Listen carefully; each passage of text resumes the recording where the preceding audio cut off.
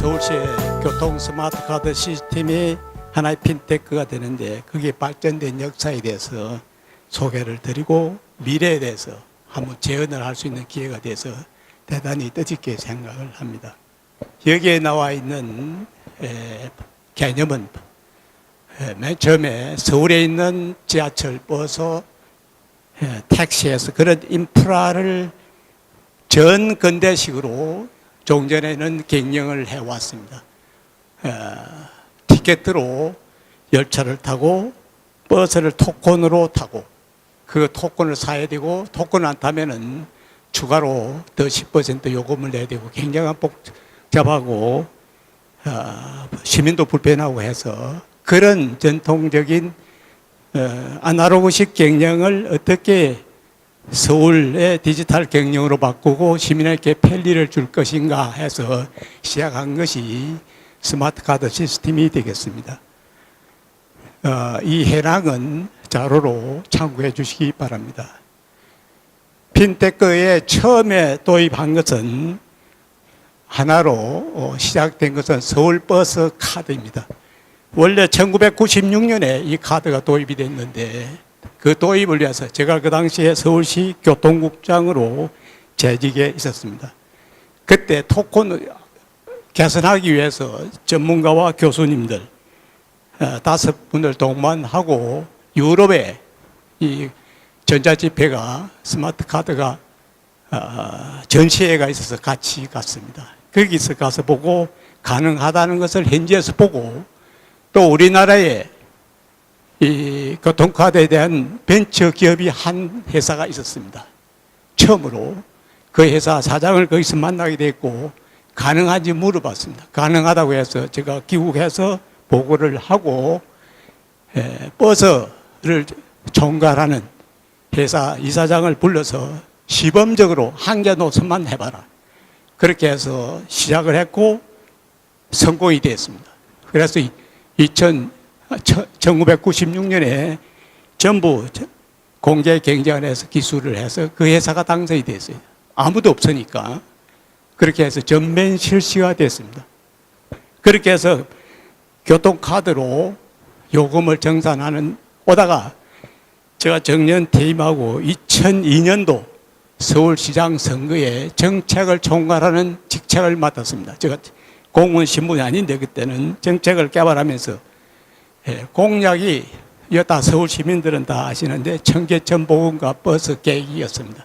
그 외에도 한 70개 정책을 개발했는데 청계천과 버스 계획이 워낙 크기 때문에 그거는 숨어져서 소문이 안 났은 그런 실정에서 효과도 많이 있는데 제일 처음 청계천 개발을 하는데 그 배경은 여기서 다 설명드릴 수 없고 시간이 없기 때문에 고가도로에 자동차가 하루에 17만 대가 지나가요.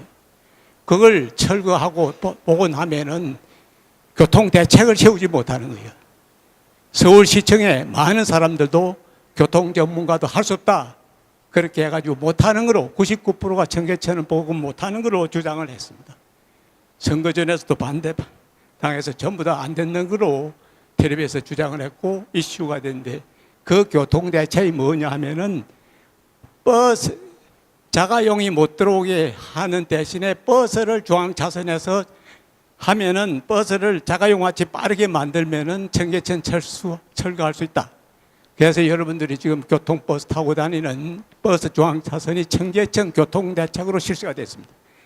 실시되면서 이왕 버스를 이노베이션 하자, 개선하자 그래가지고 중앙차선과 더불어서 제가 교통국장 할 당시에 버스가 426개 노선이 있는데 3분의 1은 잘 돼요. 흑자고 3분의 1은 겨우 유지하고 3분의 1은 적자예요. 적자 노선 버스는 운행을 안 해요. 그 당시 왜 그러냐면은 그 버스 요금이 전부 개인 회사 수입으로만 들어갔어요. 그럼 어떻게 개선할 것인가? 수익금을 전부 다 집중 관리해서 지금 관리해서 운행만 돈 주는 시스템으로 바꾸면은 버스 운행 기피가 없어지고 아무리 돈을 많아도 수익금이 많아도 자기 회사 가져가는 것도 아니고 또 회사 입장에서는 자기 좋은 노선을 지키기 위해서 로비를 해야 되고 또 싸움을 해야 되고 경쟁을 해야 되고 굉장히 불편하잖아요. CEO가 노선 지키기 위해서 그런 신경 쓸 필요도 없고 운행하면 돈 주는 시스템을 바꾸자. 예, 그렇게 하고 그걸 준공영제라 그래요. 그 이스라엘에서 성공한 제도인데 그 제도와 그 다음에는 한성하면 할인해 주는 거. 버스 지하철 타면 한성해 주는데 그런 한성 시스템하고 두 가지를 같이 해서 버스 중앙차선하고 정책을 개발했는데 그때 전자지폐라든지 정산하는 테크놀로지 기술이라든지 한성하는 이런 기술이 없었으면 전혀 할 수가 없죠. 그래서 그 기술을 믹사해가지고 우리 제도와 융합을 시켜가지고 스마트 카드를 발전시키고 2002년 동안 준비를 해서 2004년에 실시되고 그 위로 계속 정부라든지 모바일에까지 앱이 깔린다든지 모든 카드에 들어가는 시스템으로 발전이 되어 가고 있습니다. 이게 하는 스마트 카드의 역할은 교통, 우리나라에 있는 이 철도라든지 KTX라든지 다 이용할 수가 있고 단지 고속도로 통행료만 아직까지 안 되고 있습니다. 나머지 다 할 수 있고 유통기관이라든지 CD 카드라든지 크레디트 카드라든지 모든 데 학생증이라까지 칩이 들어가거나 애플로 깔아서 이용할 수도 있고 금융결제도 할 수 있는 수준으로 발달되어 가는 단계에 있습니다. 이 상품은 티마니 이 상품은 여기 자료에 나와 있듯이 카드로 된 것도 있고 모바일에 된 것도 있고 여러 가지 있습니다.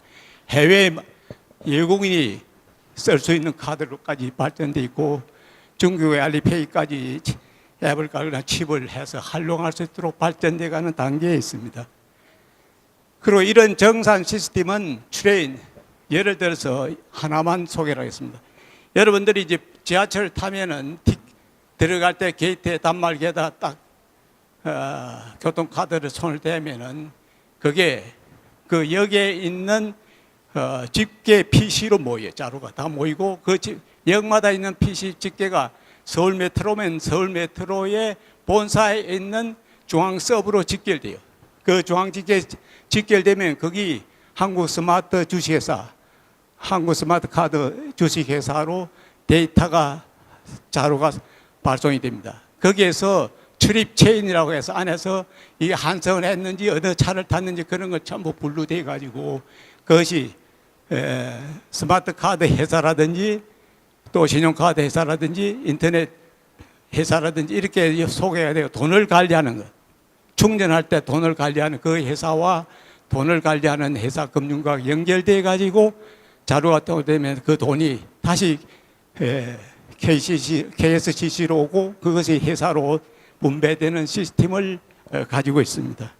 1년 동안에 거래하는 금액은 우리나라 돈으로 약 7조 2천억 원이 됩니다. 매일 210억 달러 정도 거래가 되고 전산 처리 하루 하는 것은 약 2천만 건, 수도권에는 한 4천만 건을 정산 처리를 하고 있습니다.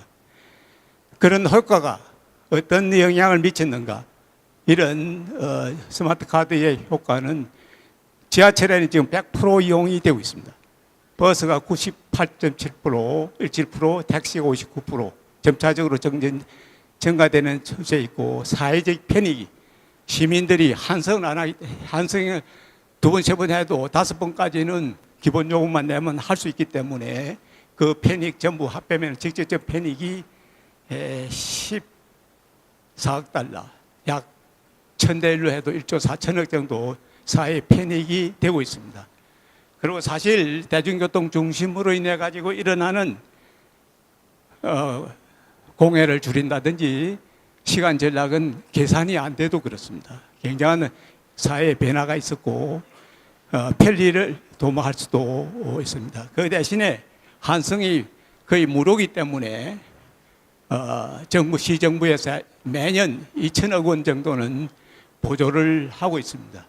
여기 그래프에 나온 것은 첫째 그래프에는 대중교통 증가 인원을 표시하고 있고 두 번째는 버스 사고율이 줄어지는 것 표시하고 있고 세 번째 도편에서는 버스 요금이 수입이 증가되는 걸, 이용이 증가되기 때문에 늘어난 걸 표시되어 있고 마지막 도표에서는 제일 위에 있는 88.5%는 국민의 만족도가 늘어났다는 거고 뒤에 밑에 있는 8.3%는 요금 부담이 줄어졌다는 거고 시민 불편이 줄어진 것을 표시를 하고 있습니다.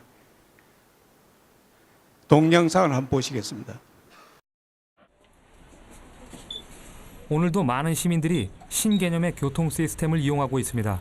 지갑에 쏙 들어가는 작지만 첨단의 기술. 바로 티머니 카드입니다. 스마트 카드라고도 하죠.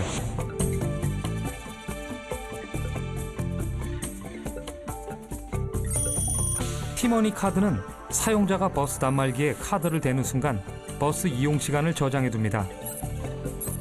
그리고 승객이 버스에서 내려 지하철로 갈아타면 언제 어디에서 환승했는지 그리고 이동 거리가 얼마나 되는지를 기록합니다.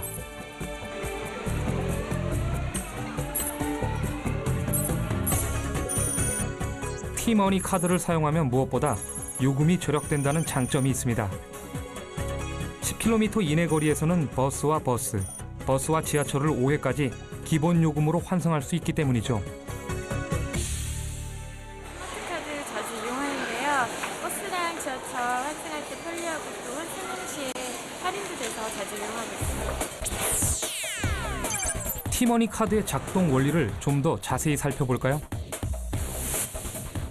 먼저 승객이 버스 단말기에 티머니 카드를 대면 승객의 이용 정보는 곧바로 버스에 설치된 GPS 송신기를 통해 수천 킬로미터 밖의 위성으로 전달됩니다. 그리고 그 정보는 승객이 버스에서 내리거나 지하철로 갈아탈 때 다시 같은 방법으로 위성을 통해 저장됩니다. 위성은 승객이 언제 어디에서 어떤 교통수단으로 얼만큼의 거리를 이동했는지를 기억했다가 이를 티머니 카드에 전달하고 티머니 카드는 연산 처리를 통해 이용 요금을 할인해주게 되는 것이죠.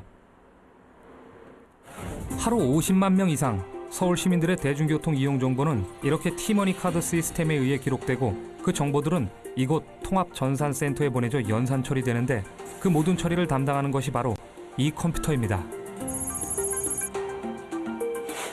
컴퓨터는 승객들의 정보를 저장할 뿐만 아니라 버스의 구간별 이용객 수와 시간대별 최고 및 최저 속도, 그리고 이용자의 이동 거리와 환승객 수 등 대중교통 이용객에 대한 모든 정보를 저장합니다. 이렇게 모아진 수많은 이용 정보는 대중교통 이용객에 대한 모든 정보를 파악할 수 있게 하고 서울시는 그 자료를 분석함으로써 교통 이용객의 이동에 따라 버스 노선을 변경하고 배차 간격 등을 조절할 수 있게 됐습니다. 티머니 카드는 세계 어느 대도시에서도 시행되지 않은 서울시의 독창적인 아이디어입니다. 그렇다면 이렇게 작은 카드가 어떻게 그 많은 정보를 기억할 수 있을까요? 그 비밀은 카드에 내장된 반도체 칩에 있습니다. 과거 카드는 이제 단순하게 그 메모리 기능만 있었습니다. 약 1KB 정도 됩니다. 티머니는 그런 메모리 기능이 한 10배 정도 강화되어 있고요.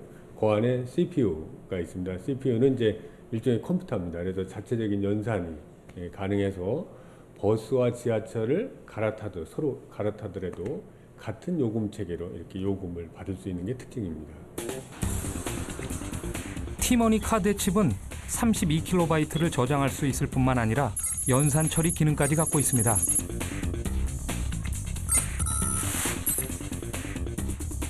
티머니를 이용하면 수요 데이터가 다 나옵니다. 그런 데이터를 가지고 정책에 반영을 해서 교통정책을 과학화할 수 있습니다.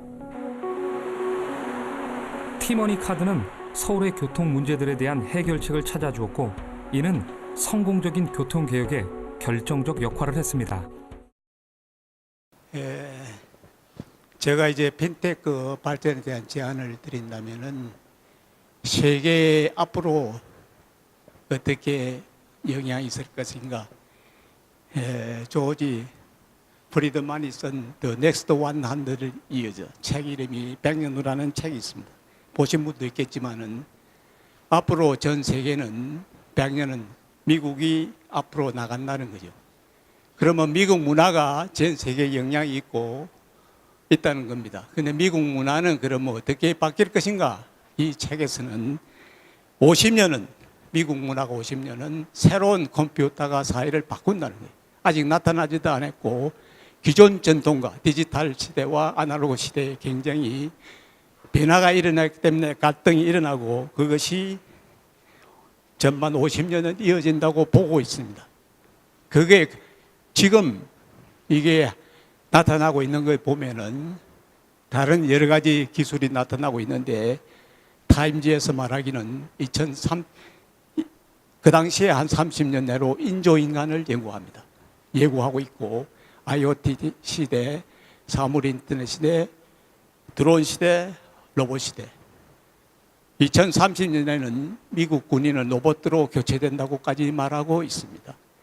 기계에 모든 지능이 들어가는 시대, 예측할 수 없는 시대에 있습니다. 빅데이터 시대라든지 스마트 그리드 시대. 스마트 그리드는 태양광 발전을 인터넷 기술과 융합해서 순간적으로 전기를 공급하는 것을 일반 전기 공급과 별 차이 없이 연구를 하고 있고 독일이 앞서가고 있습니다. 이런 시대, 금융산업도 핀테크도 발전이 불가피하다고 저는 보고 있습니다. 거시적으로 볼 때에.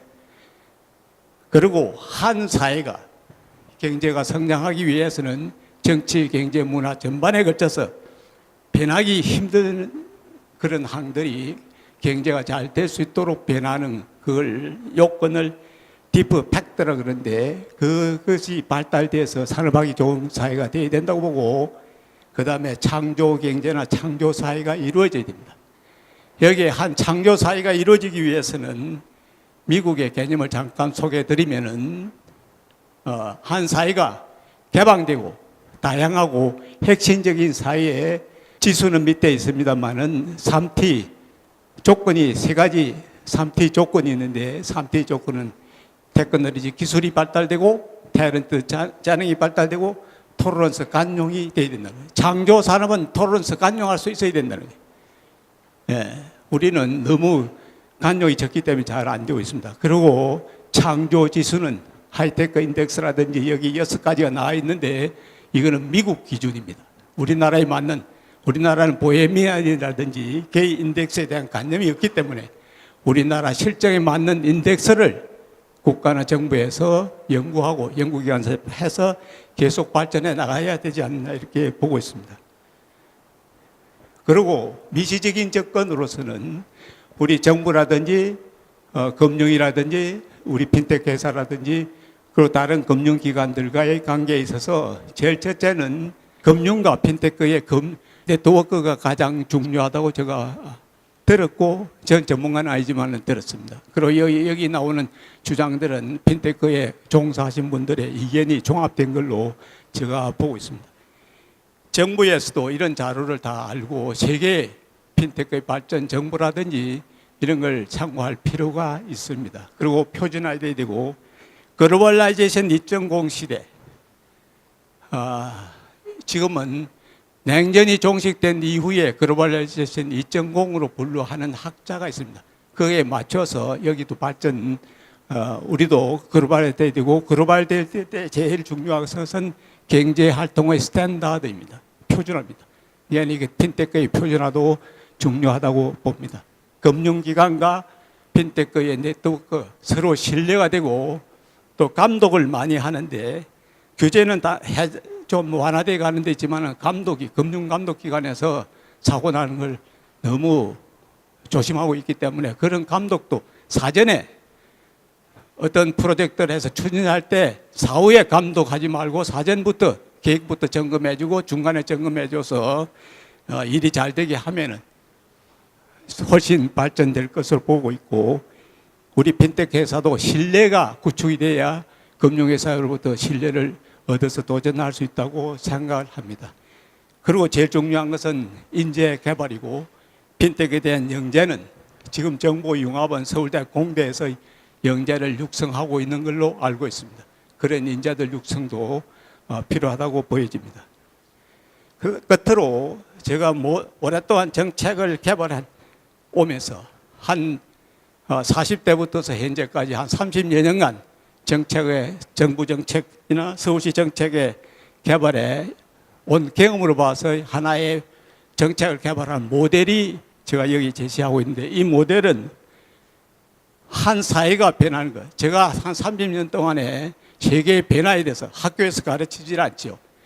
세계의 변화에 대해서, 변화가 창조이기 때문에 변화에 대해서 철학은 어떻게 변하고, 이데올로기는 어떻게 변하고, 과학은 어떻게 변하고, 지식, 그리고 자본주의는 어떻게 변하고, 변화에 대해서만 쭉 공부를 이렇게 한 걸 봐서 그런 모델에서 제가 볼 때 그쪽 철학이라든지 사상이라든지 기술이라든지 이론이라든지 정보라든지 세계 트렌드, 변수, 내상적 변수, 이 변수에서 정책을 개발한 사람은 지식과 정보가 이들을 융합을 해서 필요한 쪽으로 만들면은 새로운 것을 창조하고 사회를 발전시킬 수가 있습니다. 아까 제가 종전에 이야기했던 버스도 중공영제는 이스라엘에서 가져오고 한성하리는 미국에서 가져오고 IT 우리나라 기술과 융합해서 만들었더니 지금은 그 시대에 있습니다. 우리도 전 세계 이런 세계 핀테크의 변화를 융합하고 다른 학문과 융합해서 핀테크의 발전을 기원하고 바라면서 제 발표를 마치겠습니다. 감사합니다.